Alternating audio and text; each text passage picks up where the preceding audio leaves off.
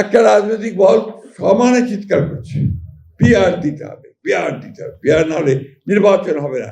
অনেক হুঙ্কার টুঙ্কার হয়েছে, তাই না? এখন আবার সুর নরম হয়ে গেছে।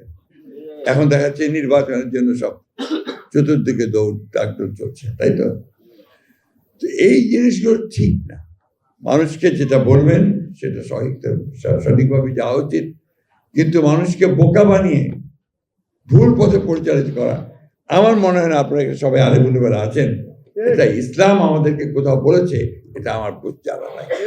এই যে কিছুক্ষণ আগে একজন বললেন যে জামাতের টিকিট কাটলে জান্নাতের টিকিট কাটা হবে, কোথায় আছে আমাকে বলুক, তারা দেখিয়ে দিক কোথায় আছে। এবং এটা ঠিক না, ধর্মকে ব্যবহার করে রাজনৈতিক ফায়দা নিয়ে নেওয়া, এটা কখনোই আপনার ইসলাম এই কথা বলে না। এই কথাগুলো আমি এই জন্যই বলছি, যেগুলো সমস্যা হয়ে দাঁড়িয়েছে, কথাগুলো বলছে সবাই। এই কথাগুলো আজকে জনগণের সামনে আসা উচিত, বেশি করে আসা উচিত। সবচেয়ে বড় কথা হচ্ছে যে এই মহলটি, তারা কিন্তু আপনার রাজনৈতিক অঙ্গনে দাঁড়াতে পারছিল না। আমাদের শহীদ প্রেসিডেন্ট জিয়াউর রহমান সাহেব তাদেরকে সুযোগ করে দেন রাজনৈতিক অঙ্গনে আসার। আইডিয়ার নামে প্রথম এসেছিল, মনে আছে আমাদের, ইসলামিক ডেমোক্রেটিক লীগ। তারপরে তারা কাজ করেছেন, আমাদের সঙ্গেও কাজ করেছেন, আমরা তাদেরকে নিয়ে কাজ করেছি।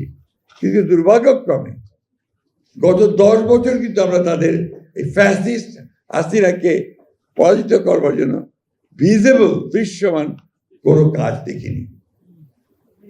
ঢাকা বিশ্ববিদ্যালয়ের নির্বাচনে শুনতে পাই ছাত্রলীগের মধ্যে তারা ঢুকেছিল, শুনেছি, আমরা জানা নাই আমার, অর্থাৎ ছাত্রলীগ সেজে তারা সেখানে ছিল।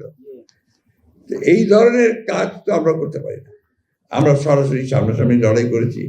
আমাদের 60 লক্ষ মানুষের মধ্যে মিথ্যা মামলা দেওয়া হয়েছে, আমাদের 20,000 লোককে হত্যা করা হয়েছে, প্রায় 1700 মানুষকে, নেতা, আমাদের এমপি সহ গুম করে দেওয়া হয়েছে। আমরা 200, 300, 400 মামলা নিয়ে আছি, আমাদের 11 বার জেলে গেছি। কিন্তু আমরা একটা বিষয় আমরা চাচ্ছি যে আমরা একটা গণতান্ত্রিক রাষ্ট্র চাই। দেশনেত্রী বেগম খালেদা 6 বছর তাকে কারাগারে রাখা হয়েছে। আমাদের নেতা তারেক রহমান সাহেব এখনো পর্যন্ত দেশে ফিরতে পারেন। তো এই যে ত্যাগ সকলের, এই যে 1400-1500 ছেলেকে হত্যা করা হলো, সব কিছু মিলিয়ে সুযোগ এসছে। আসুন আমরা সবাই মিলে অন্তত এই জায়গাতে আমরা ঐক্যবদ্ধ হই যে একটা সুন্দর সুষ্ঠু নির্বাচন সকলের অংশগ্রহণের মধ্য দিয়ে